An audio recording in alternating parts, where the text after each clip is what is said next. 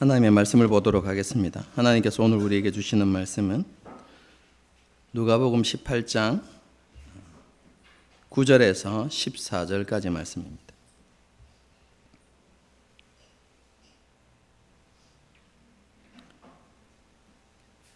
누가복음 18장 9절에서 14절까지 말씀입니다.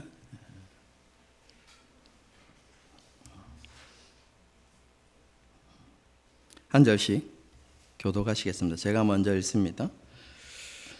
또 자기를 의롭다고 믿고 다른 사람을 멸시하는 자들에게 이 비유로 말씀하시되, 두 사람이 기도하러 성전에 올라가니 하나는 바리새인이요 하나는 세리. 바리새인은 서서 따로 기도하여 이르되, 하나님이여, 나는 다른 사람들 곧 토색, 불의, 간음을 하는 자들과 같지 아니하고 이 세리와도 같지 아니함을 감사하나이다.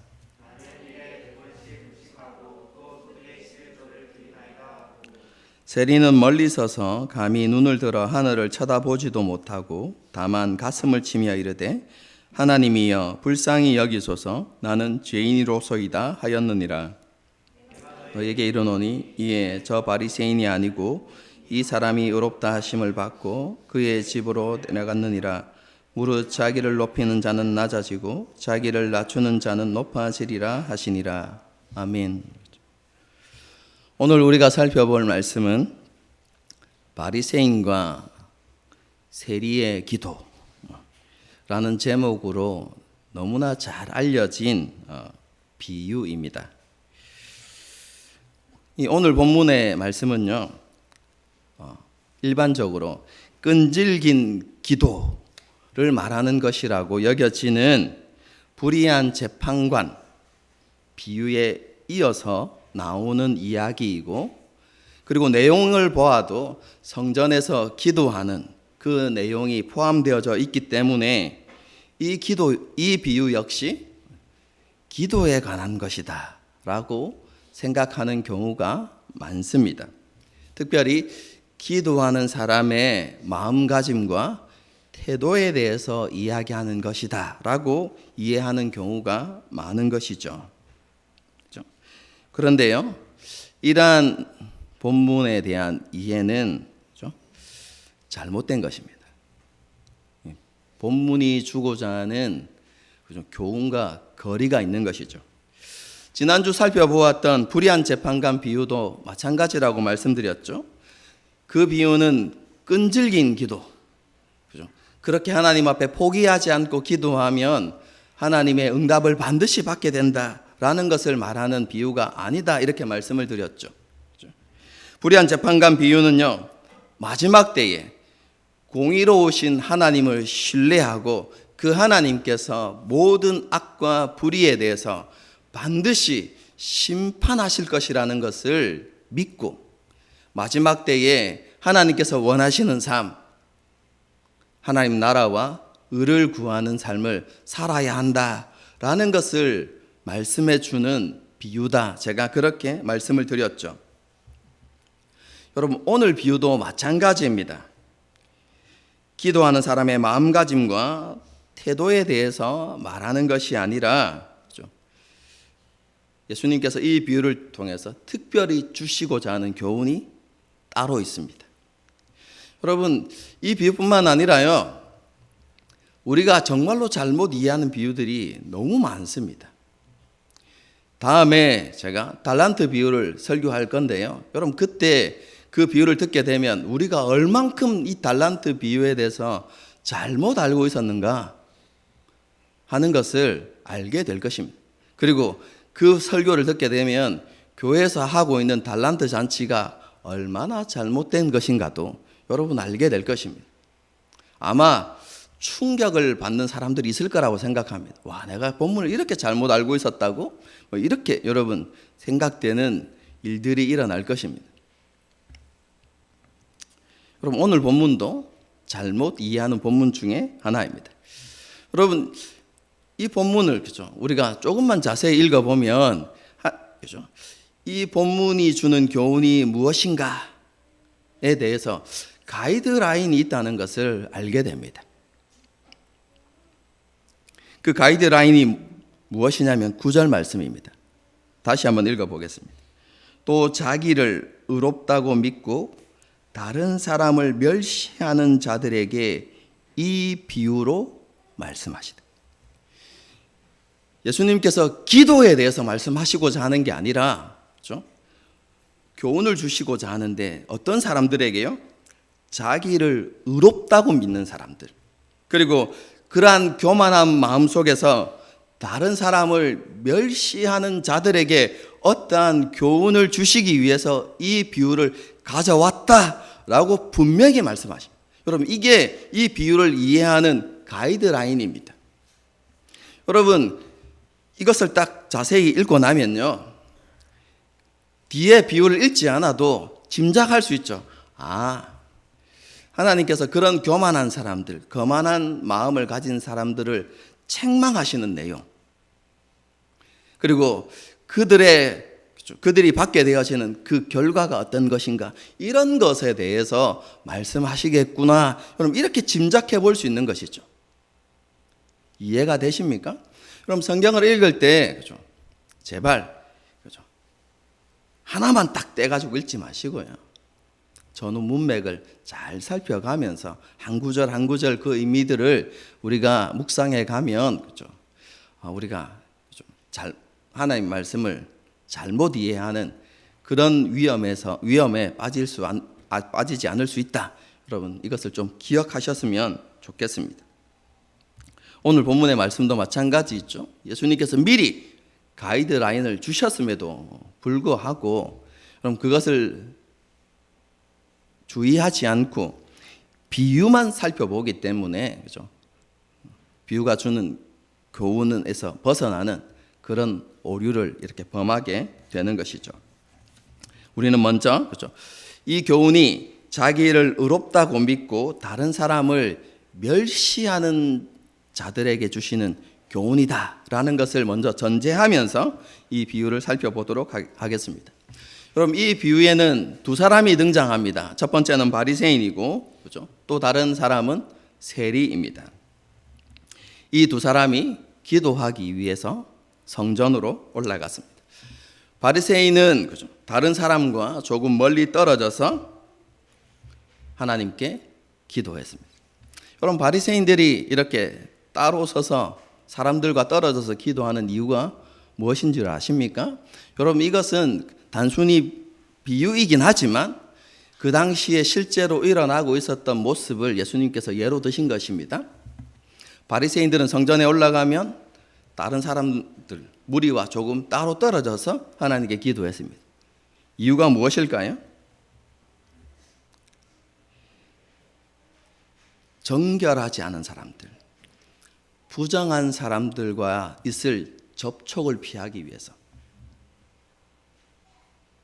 여러분, 그들은 그렇게, 그렇죠? 그런 불쾌하고, 그렇죠? 불편한 일들이 생겨나는 것을 피하기 위해서 다른 사람들과 떨어져서 기도했습니다.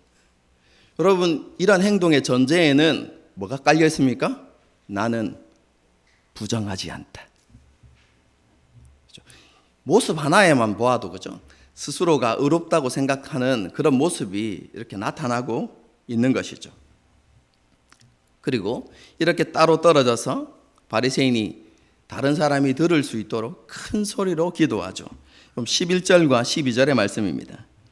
바리새인은 서서 따로 기도하여 이르되, 하나님이여, 나는 다른 사람들 곧 토색, 불의, 간음을 하는 자들과 같지 아니하고 이 세리와도 같지 아니함을 감사하나이다. 나는 일회에 2번씩 금식하고 또 소득의 11조를 드리나이다 하고. 우리는 여기에서 바리새인이 자기 자신을 과대 포장하면서 의로운 척 했다, 이렇게 오해하면 안 됩니다. 바리새인은요, 실제로 자기 자신이 하나님 앞에 의로운 사람이다 라고 믿었습니다. 확신하는 사람들이었습니다. 여러분, 지난번에도, 그죠? 지난번 다른 설교에서도 제가 언급한 것처럼, 여러분, 바리새인은요, 하나님 나라가 회복되어지기를, 다시 도래하기를 고대하면서 하나님의 율법을 철저하게 지켰던 사람들입니다. 그들은 율법을 지키는 일이나 또 유대교 종교 생활을 하는 데 있어서 그럼 다른 사람과는 비교할 수 없을 만큼 탁월한 열정과 헌신을 보여주는 사람들이었습니다. 여러분, 그래서 그 당시 일반 유대 백성들도 이렇게 생각했습니다. 하나님께서 마지막 때에 오셔서 깨끗하고 의로운 사람들을 찾으신다면 그 사람들은 바리새인들일 것이다. 그리고 서기관들일 것이다. 이렇게 생각했어요. 여러분, 이게 바리새인만의 생각이 아니라 그 당시를 살아가는 대부분의 유대인들, 여러분, 그들이 가진 생각이었습니다. 그래서 바리새인들의 그런 종교적 열심을 흠모했고 또 존경했습니다. 여러분, 그만큼 바리새인들의 종교적 열심과 헌신이 그리고 그들의 경건이 대단한 것이었습니다. 여러분, 아까도 말씀드렸지만 바리새인 스스로도 그것을 인정했습니다. 여러분, 어떤 바리새인은 이렇게까지 말했습니다. 세상에 많은 의인들이 있는데 그 중에 가장 많은 의인 두 사람을 뽑으라면 누구일 것 같습니까? 그 첫 번째 사람은 나이고 두 번째 사람은 내 아들이다, 이렇게 이야기해요. 그리고 이 두 사람 가운데 더 의로운 사람이 있다면 바로 나다. 여러분, 이게 허황된 이야기가 아니라 실제로 있었던 이야기입니다. 여러분, 그만큼 바리새인들은요, 자기 의에 대해서 대단한 자부심을 가지고 있었고요, 실제로 나는 하나님 앞에 완전한 의인이다 라고 이렇게 확신하는 사람들이었습니다.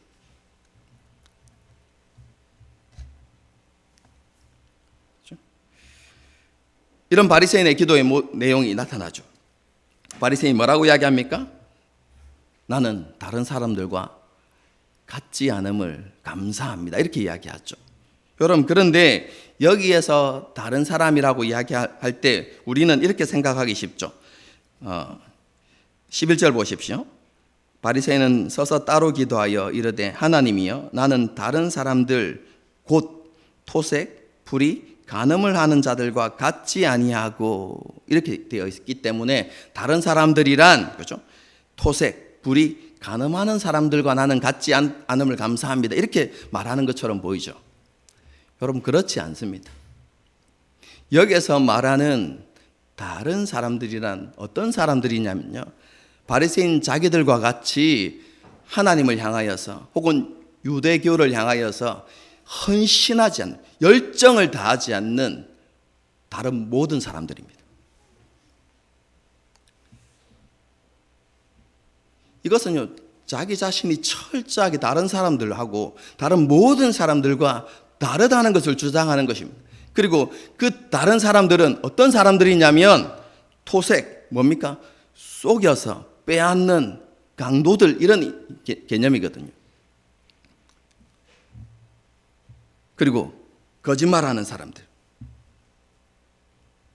악을 행하는 사람들, 그리고 간음하는 사람들과 같지 아니함을 감사한다고 했는데요, 자기 외에 다른 모든 사람들은 그와 같은 똑같은 부류다, 이렇게 생각하는 사람들이었습니다. 얼마나 교만하고 다른 사람을 무시하고 멸시하는지가 분명하게 드러나죠. 여러분, 그런 생각을 가진 바리새인에게 세리는 어떻게 보이겠습니까? 상종할 가치조차 없는, 여러분, 그런 벌레 같은 존재처럼 이렇게 보이는 것이죠. 그래서 이렇게 이야기하는 것입니다. 저 세리와 같지 아니함을 나는 감사합니다, 이렇게 이야기하는 것이죠. 여러분, 이렇게 바리새인이 자기 자신은 다른 사람과 다르다라는 것을 이렇게 이야기한 이후에 그 근거를 두 가지 제시합니다. 그게 무엇이냐면 금식과 11조입니다. 여러분, 율법에 그렇죠? 금식해야 되는 날이라고 명시된 날이 며칠이나 되는 줄 아십니까? 단 하루밖에 없습니다. 대속죄일. 어떤 날이죠? 이스라엘의 모든 죄를 속하는 날. 여러분, 정말로 이스라엘 사회에서 중요한 절기 중에 하나인데요. 여러분, 그날에 이스라엘 백성들이 하나님 앞에 금식하라. 이렇게 율법이 기록하고 있습니다. 율법에는 단 하루밖에 없습니다. 그런데 후대에 세월이 지나면서 약간 이렇게 추가되기는 합니다. 언제입니까? 열왕기서나 이런 여러분 역대서를 읽어보면 나라에 큰 위기가 닥쳤을 때 왕들이 백성들에게 무엇을 선포합니까? 금식을 선포하죠. 그래서 그런 국가적인 위기나 국가적으로 애통해야 될 일들이 있을 때 그렇죠? 금식을 선포하고 금식합니다. 그리고 나중에 에스더스를 가게 되어지면 또 금식과 관한 규정이 나타납니다. 여러분, 바벨론 포로로 있었던 이스라엘 백성들에게 위기가 닥치죠. 그렇죠? 다른 이방 민족에 의해서 죽임을 당할 수 있는 위기가 닥쳤는데 하나님께서 그 위기를 바꾸시고 이스라엘에게 큰 구원을 주시는 은혜를 경험하죠. 여러분, 그래서 그날에 이스라엘 백성들은 그 하나님께 주신 은혜를 기억하면서 금식하며 하나님께 감사했습니다. 그날이 무슨 날입니까? 부림절이라고 이렇게 부릅니다. 여러분, 이런 금식일 외에는 여러분 율법에서 금식을 명하고 있지 않습니다. 여러분, 그런데 바리새인들이 어떻게 금식하고 있다고 말합니까? 하나님, 나는 일주일에 2번 금식하고 있습니다. 여러분, 1, 2년 하는 것이 아니라 바리새인들은 평생 그렇게 했습니다. 여러분, 이게 뭘 이야기하는 것입니까?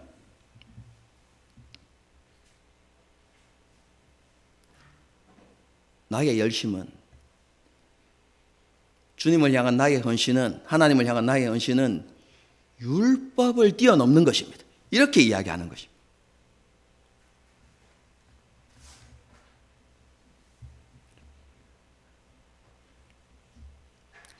율법의 요구를 뛰어넘는 규정을 지킬 만큼 나는 유대교회 그리고 하나님에게 열정과 헌신이 있다라는 것을 보여주는 행위였죠. 여러분, 금식뿐만 아니라 11조도 마찬가지였습니다. 하나님 앞에 여러분 율법이 정하고 있는 11조가 무엇입니까? 모든 가축의 처음 난 새끼와 그리고 10번째 되는 새끼들, 그리고 10번이 지나면 그 뒤에 또 10번째 되는, 여러분 그런 가축을 하나님 앞에 11조로 드려야만 했죠. 그런데 그런 가축을 제외하고요, 하나님께서 명하신 11조는 무엇이냐면 밭에서 나는 곡식들, 그리고 기름, 그리고 과실입니다. 그런데 바리새인들은 율법에서 정한 그런 소득의 11조만 드리는 것이 아니라 다른 사람은 드리지 않았던 향신료와 같은 자신의 모든 소출과 소득의 11조를 하나님께 드렸습니다. 이건 역시 무엇을 보여주는 것입니까? 나의 열심은 율법의 요구를 뛰어넘는 것입니다. 그렇기 때문에 뭐라는 것입니까? 나는 다릅니다. 나의 의는 다른 사람들과 비교할 수 없이 탁월한 것입니다. 라고 이야기하는 것이죠. 그가 얼마나 교만한 마음을 가지고 있는지, 그리고 거만한 마음을 가지고 있는지 잘 보여주는 것이죠. 여러분, 이런 바리새인의 기도 이후에 세리의 기도가 이어지죠. 세리 역시 사람들과 멀리 떨어져서 기도합니다. 이유가 무엇일까요? 세리는 자기가 죄인이라는 것을 너무나 잘 알고 있었기 때문입니다. 쉽게 이야기하면 나는 부정한 사람이다 라는 인식이 있었기 때문에 그렇습니다. 부정한 사람은 다른 사람과 접촉하면 다른 사람을 부정하게 합니다. 여러분, 이 세리는 그런 일이 일어나지 않도록, 다른 사람들에게 그런 불편과 폐를 끼치지 않도록 하기 위해서 스스로 사람들로부터 떨어져서 하나님 앞에 기도하죠. 여러분, 기도하는데, 그렇죠? 여러분, 일반적으로 유대인들이 기도하는 기도의 모습이 어떤 모습인 줄 아십니까? 하나님 앞에 기도할 때 서서 가슴 앞에 두 손을 모으고 이렇게 기도합니다. 여러분, 이게 일반적인 모습입니다. 그런데 세리는 이렇게 가슴을 모았을 뿐만 아니라 손으로 가슴을 치며 하나님께 기도했다, 이렇게 되어 있죠. 여러분, 이것은 오늘날 우리에게는 이렇게 잘 다가오지 않습니다. 그런데요, 그 당시 문화를 보면 이것이 얼마나 비통해하는 모습인지를 잘 알 수 있습니다. 여러분, 그 유대 사회에서요, 일반적으로 그냥 슬픈 일이나 장례가 일어나도 여러분, 남자들은 가슴을 치지 않습니다. 가슴을 치며 애통하는 사람들은 여자들입니다. 여러분, 그래서 유대인의 장례 행렬을 보게 되어지면 여자들이 상여를 따라갈 때 울며 가슴을 치며 이렇게 따라가거든요. 여러분, 남자들은 웬만한 일이 아니고는 가슴을 치지 않습니다. 정말로 나라에 큰 애통이 생겼을 때 가슴을 치곤 합니다. 여러분, 신약 성경을 보게 되어지면 남자들이 가슴을 쳤던 장면이 한 군데 나타납니다. 어디냐면 예수님께서 십자가에 못 박혀 죽으셨을 때, 예수님의 죽음을 목격했던, 예수님을 메시아라고 자신의 모든 것을 버리고 따랐던 그 사람들이 예수님의 죽음을 보고, 그죠, 너무 비통해하면서 자신의 가슴을 치거든요. 남자와 여자 할 것 없이 모두가 예수님의 그 죽음을 보고 여러분 가슴을 칩니다. 여러분, 지금 이 세리가 가슴을 치며 기도했다는 것은 그런 관점에서 보아야만 합니다. 자신이 죄인이라는 것을 인식했어요. 여러분, 그리고 그 자신의 부정함과 죄인됨을 인하여서 그가 얼마만큼 비통해하는지를 이 한 단어로 보여주고 있는 것이죠. 여러분, 그런 죄인됨에 대한 바른 인식과 비통함이 있었기 때문에 그가 감히 눈을 들어서 하늘을 보지 못했다라고 이렇게 이야기하죠. 그뿐만 아니라 여러분, 세리는요, 하나님께 무엇을 간구할 자격조차 없다, 이렇게 생각했습니다. 그래서 하나님께 구하는 게 무엇입니까? 하나님, 불쌍히 여겨주십시오. 여러분, 이걸 조금 더 정확한 번역으로 하면 하나님, 나를 속해 주십시오, 이렇게 기도하는 거거든요. 하나님, 나를 속해 주시고 불쌍히 여겨 주십시오 라고 이렇게 구하는 것이, 자신은 하나님 앞에 어떤 자격도 없다라는 것을 인정하면서, 그죠, 자신의 죄인됨을 철저하게 비통해하면서 하나님 앞에 긍휼을 구하는 기도를 하나님께 드렸던 것이죠. 예수님께서는 이렇게 두 사람의 모습과 기도의 내용을 말씀하신 이후에 이렇게 선언하십니다. 14절 말씀입니다. 내가 너희에게 이르노니 이에 저 바리새인이 아니고 이 사람이 의롭다 하심을 받고 그의 집으로 내려갔느니라. 무릇 자기를 높이는 자는 낮아지고 자기를 낮추는 자는 높아지리라 하시니라. 여러분, 이 말씀이 비유의 결론입니다. 핵심이죠. 예수님께서는 이 비유를 통해서 하나님의 은혜가 필요 없다고 생각하는 자칭의인과 하나님의 은혜만이 유일한 소망이라고 믿는 죄인에 대해서 말씀하고 있는 것입니다.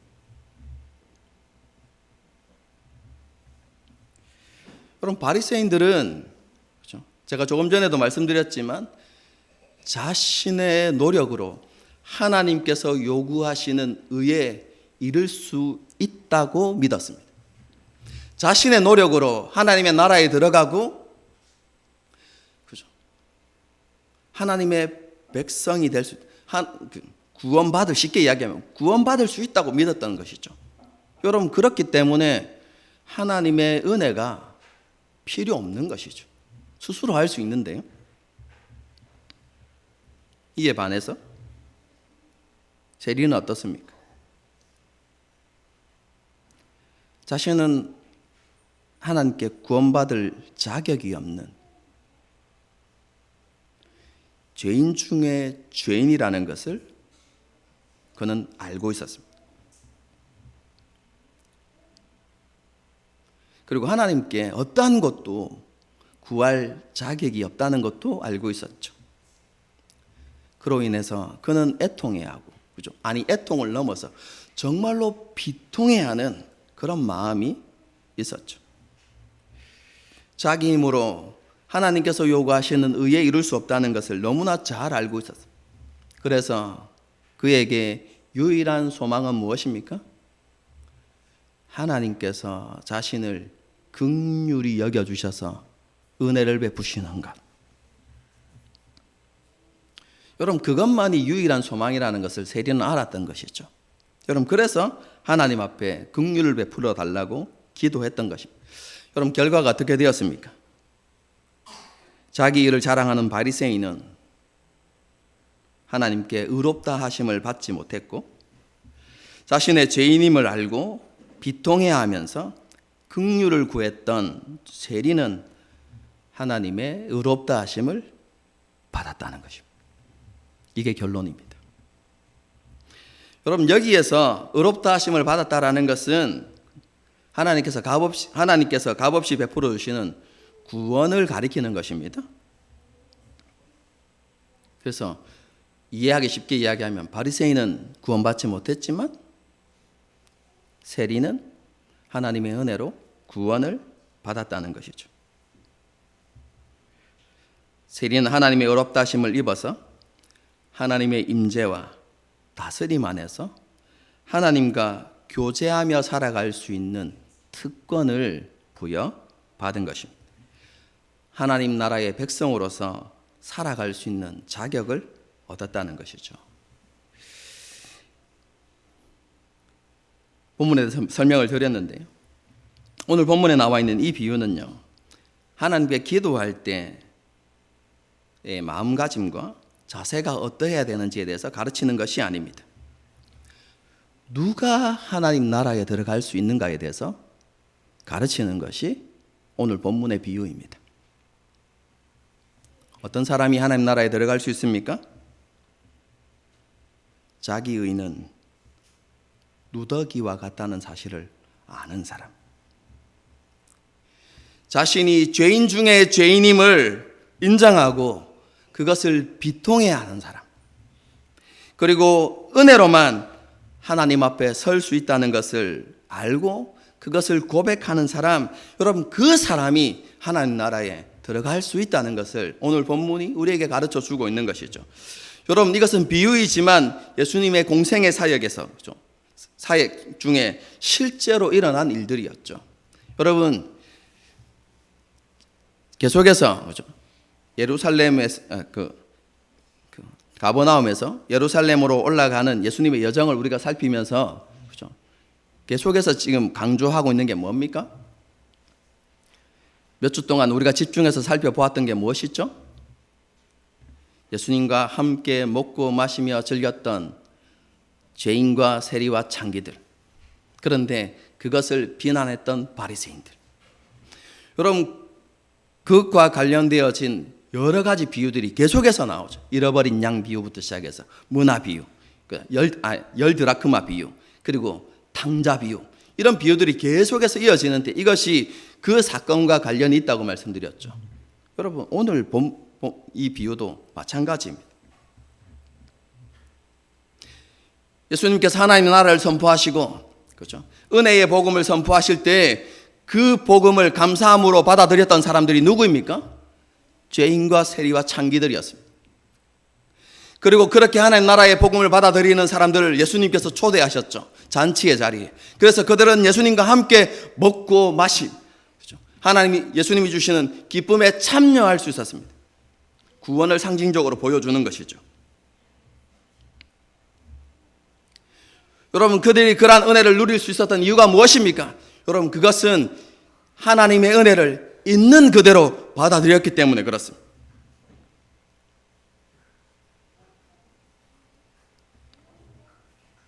하나님께서 값없이 주시는 그 구원의 은혜를 감사함으로 받아들였기 때문에 그들이 그런 은혜를 누릴 수 있었던 것이죠.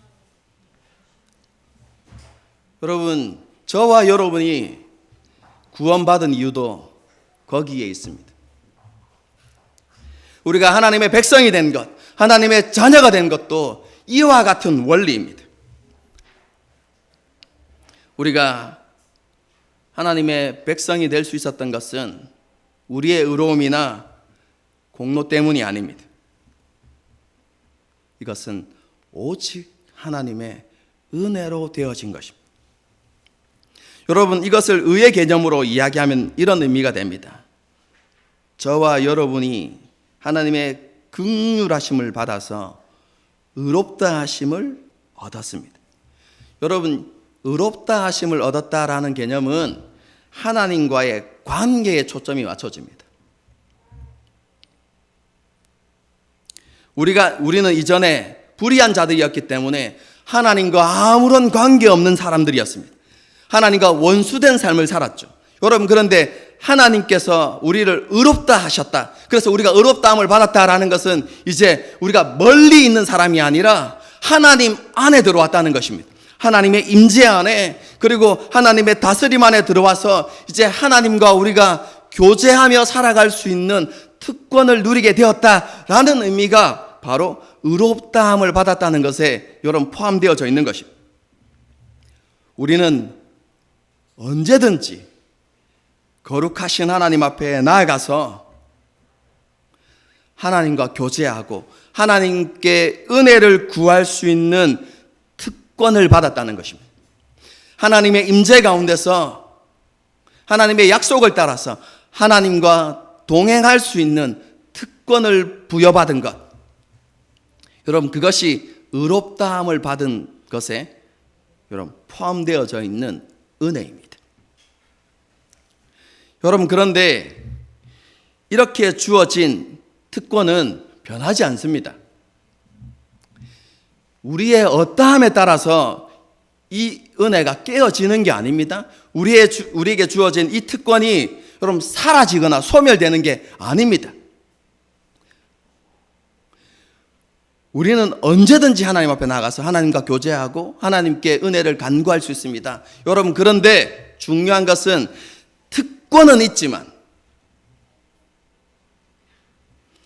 하나님과 교제하고 하나님의 은혜를 누리며 살아가는 것은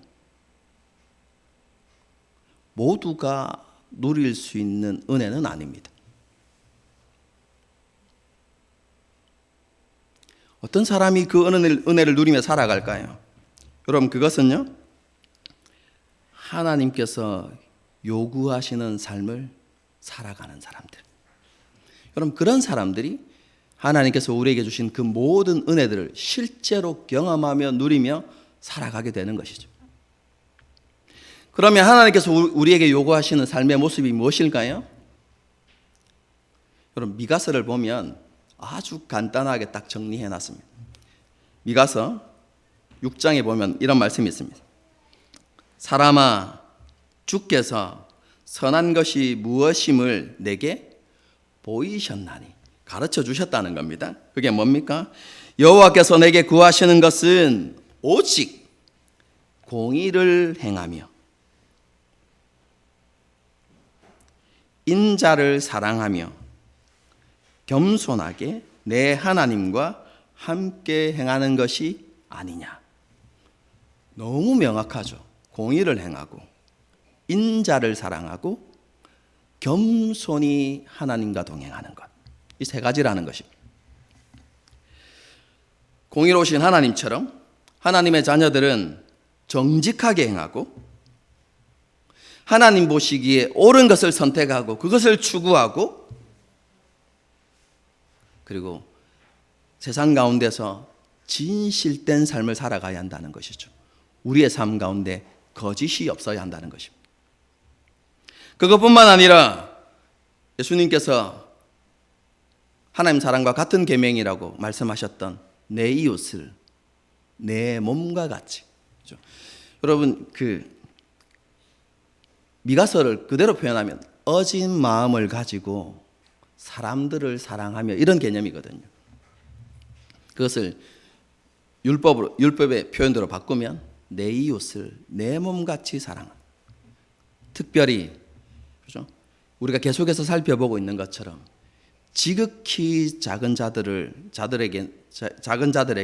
더 많은 관심과 사랑을 표현하고 섬기며 살아가는 삶. 그럼 그것이 하나님 보시기에 합당한 삶이죠. 그뿐만 아니라 무엇보다도 겸손함으로 하나님과 동행하는 삶. 그런 삶을 살아야 한다는 것입니다. 여러분, 그런데요, 우리는 겸손에 대해서 오해하는 경향이 많습니다. 우리는 겸손을 어떻게 이해하죠?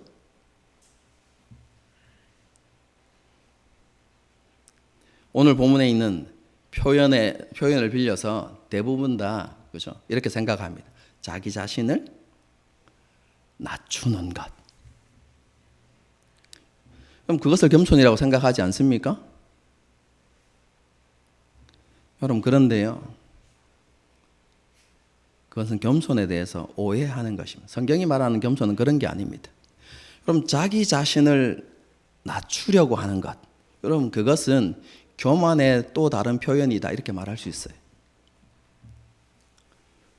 목사님, 이해 안 되는데요, 이런 표정인데요.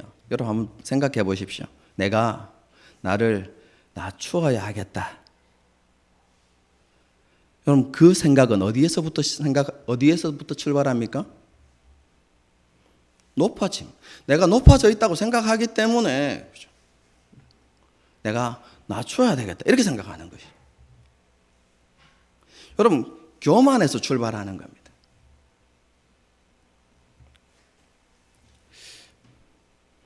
목사님, 근데 예수님께서도 자기를 낮추라고 되어 있지 않습니까? 그렇게 말씀하셨잖아요. 이렇게 표현할 수 있는데요, 여러분, 예수님께서 오늘 본문에서 자기를 낮추는 자라고 이야기할 때 이 자기를 낮추는 것은요, 우리가 일반적으로 생각하는 내가 낮아져야 되겠다라는 개념이 아닙니다. 여러분, 이것은 바리새인의 모습과 반대되는 개념이다 이렇게 생각하시면 되겠습니다. 여러분, 바리새인이 어떤 모습이었죠?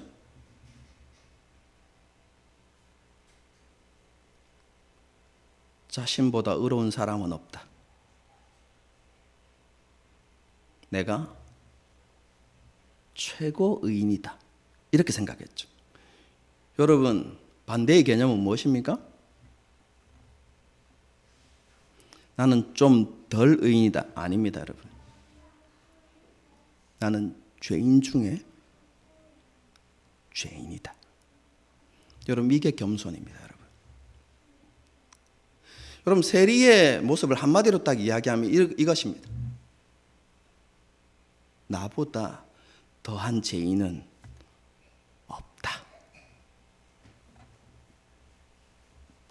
나는 하나님 보시기에 선한 것이 정말로 아무것도 없는 죄인 중에 죄인, 나보다 더한 죄인은 있을 수 없다. 내가 가장 세상에서 악한 죄인이다 라는 것을 여러분 나타내는 것이 세리의 모습입니다. 여러분, 이런 사람이 하나님의 은혜를 받을 수 있다라고 말씀하시는 것이 오늘 본문의 말씀인 것이죠. 여러분, 이렇게 하면요, 많은 경우에 있어서 반발심이 들어요. 나는 그렇지 않은 것 같은데요. 세상을 살펴보면 나보다 더 많은, 더 악한 죄를 저지르는 죄인들이 많은 것 같습니다. 저는 적어도 강도짓은 안 합니다. 살인은 안 하는데요. 여러분, 이렇게 생각하는 경향들이 있죠. 여러분, 착각입니다. 오해입니다. 제가 2월 달쯤 되었던 것 같은데요. 우리 셀장들과 저기 위에, 저 위에 있는 커피숍에서 셀장 모임을 할 때 이런 얘기를 한 적이 있습니다. 우리가 정말로 악한 죄인이다 라고 이야기하면서 한 가지 질문을 했습니다. 우리가 거짓말은 쉽게 하지만 살인을 하지 않는 이유에 대해서 아느냐? 이렇게 물었어요.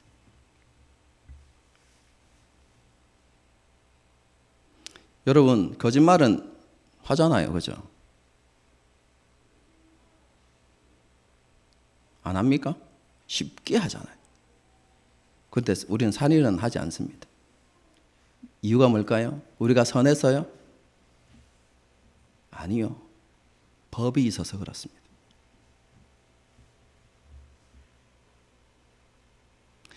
거짓말하면 우리가 치를 대가가 별로 크지 않아요. 우리에게 아무런 일이 생기지 않는 경우들도 있죠. 그렇죠? 그리고 거짓말은 또 거짓말해서 모면하면 되니까.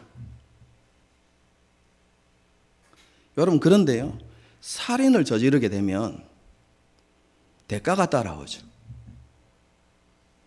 감방에 들어가야 되는 거예요. 여러분,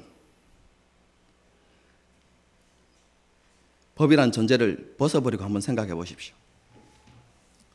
살인을 해도 아무런 일이 일어나지 않는다.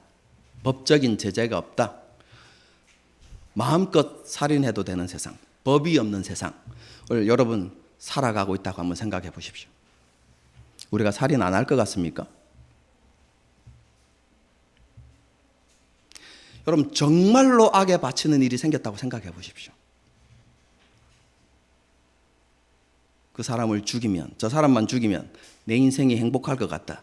여러분, 그런 마음이 들면 안 죽이겠습니까? 아무런 죄가 없는데. 여러분, 우리가 똑같은 상황에 처하면 그렇게 하게 되어 있습니다. 지금 우리가 다른 사람들보다 조금 선하게 보이는 이유는요, 물론 법 때문이기도 하지만 하나님께서 우리의 마음과 생각을 붙들고 계시기 때문에 그렇습니다. 여러분, 하나님께서 우리의 마음과 생각을 놓는 순간 우리는 바로처럼 됩니다. 여러분, 구약을 보게 되어지면 이렇게 되어 있죠. 여호와께서 바로의 마음을 강팍해 하사. 여러분, 그래서 그가 끝까지 이스라엘 백성들을 놓으려고 하지 않았어요. 놓아주지. 여러분, 그런데 여러분, 그 원어의 정확한 번역이 뭐냐면 하나님께서 더 이상 바로의 마음을 간섭하지 않으셨다입니다. 그냥 놓아버리시고 지 욕심대로 되도록 하나님께서 놓아버리셨다, 이 말입니다. 여러분, 우리 안에 계신 성령께서 우리의 생각과 우리의 마음을 잡아주시지 않으면 우리 역시 우리의 본성을 따라서, 우리의 욕망을 따라서 살아갈 수밖에 없는 존재라는 것을 우리가 알아야 하는 것이죠. 여러분, 정말로 우리가 이것을 우리가 깨닫게 되어질 때 세리처럼 하나님 앞에 기도할 수 있는 것입니다. 그렇습니다. 하나님, 나보다 더한 죄인은 없습니다. 하나님, 내가 죄인 중에 죄인입니다. 여러분, 사도 바울이 그것을 고백하죠. 나는 죄인 중에서도 괴수입니다. 이렇게 얘기해요.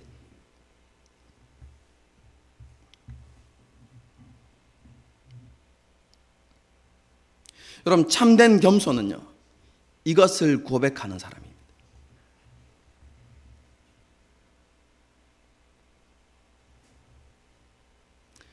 우리의 이러한 죄악된 본성, 악함을 그대로 인정하는 것, 여러분, 이게 겸손입니다.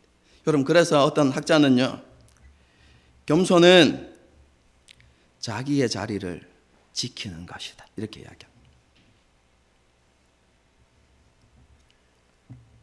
자신의 죄인됨을 알고 오직 하나님의 은혜로만 내가 변화될 수 있고, 오직 하나님의 은혜로만 내가 온전하게 세워지고, 오직 하나님의 은혜로만 내가 성화되어져 갈 수 있다 라는 것을 고백하는 것이 겸손입니다.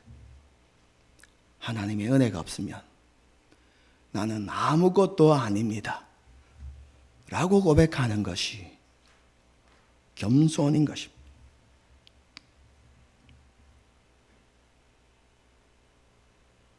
그것을 조금 다르게 표현하면 하나님께서 주권자이심을, 하나님께서 왕이심을, 하나님이 주인이심을 고백하고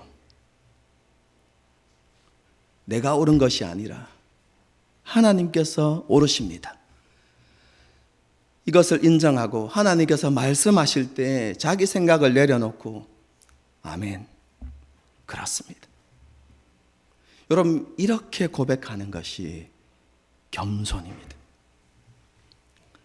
한마디로 자기의 본분, 자기의 자리를 지키는 것이 겸손인 것이죠. 그럼 하나님께서는 이런 사람들에게 은혜를 베풀어 주시는 것입니다. 여러분, 이 은혜는 어제나 오늘이나 영원토록 동일합니다. 하나님의 은혜는 우리가 예수님을 믿고 거듭날 때만 주어지는 은혜가 아닙니다, 여러분. 우리는 그 풍성한 은혜를 하나님께서 지금도 우리의 삶에 풍성히 부어주시기를 하나님께서 간절히 원하고 계십니다. 그러면서 우리에게 말씀하시죠. 겸손하게 내게 나와 긍휼을 구하거라. 여러분, 정말로 우리가 세리처럼 하나님 앞에 나아가서 자기를 부인하고 하나님께 은혜를 구하면 하나님께서 그 동일한 은혜, 넘치는 은혜를 우리 가운데 부어주십니다. 여러분, 우리 이 은혜 필요하잖아요. 안 그런가요?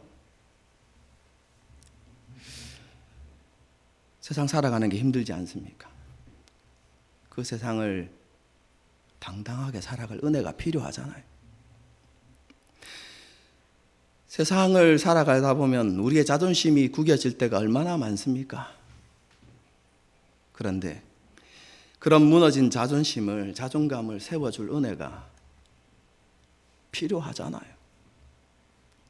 다른 사람은 다 잘 되는 것 같고 나만 힘든 것 같고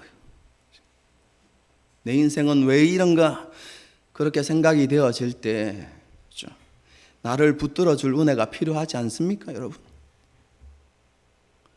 넘어지지 않게 하는 하나님의 은혜가 필요하지 않습니까, 여러분? 여러분, 우리 모두에게는 이런 은혜가 필요합니다. 그런데 성경이 말하는 바가 있습니다. 그러한 은혜는 항상 너희 위에 머물고 있다. 하나님께서 우리에게 분명하게 말씀하십니다. 우리가 해야 하는 것이 무엇입니까?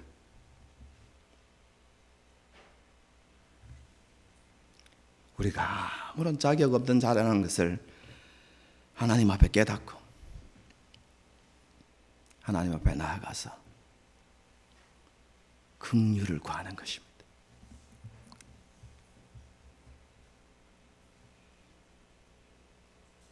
그러면 하나님께서 우리에게 은혜를 부어주시는 것이죠. 사도들은 이렇게 이야기합니다. 누구든지 주의 이름을 부르는 자는 구원을 얻으리라. 저와 여러분의 모습이 그렇게 될 수 있기를 바랍니다. 하나님 앞에 겸손하게 나아가서 우리에게 주신 그 구원의 은혜의 부요함을 항상 누리며 살아가는 저와 여러분이 될 수 있기를 주님의 이름으로 축복합니다. 함께 찬양하고 기도하는 시간을 갖도록 하겠습니다. 고백하십시다. 은혜 아니면 살아갈 수가 없네. 여러분, 그렇죠? 바리새인과 같은 교만을 내려놓읍시다. 여러분, 우리가 바리새인보다 더 탁월한 종교적인 열심과 경건을 드러낸다고 해도 여러분, 그것은 우리가 하나님께, 그렇죠? 은혜 받을 만한 자격이 될 수 없습니다. 그것은 누더기와 같을 수밖에 없기 때문에 그렇습니다. 그렇죠? 하나님 앞에 멋진 사람인 것처럼 보이려고 애쓰지 마십시오. 노력할 필요가 없습니다. 하나님의 은혜를 받는 쉽고도 유일한 길이 있습니다. 한번 따라해 보십시다. 하나님, 따라 하지 못하나요? 따라해 봅시다. 하나님, 긍휼히 여겨 주십시오. 여러분, 이 한마디면 됩니다. 여러분,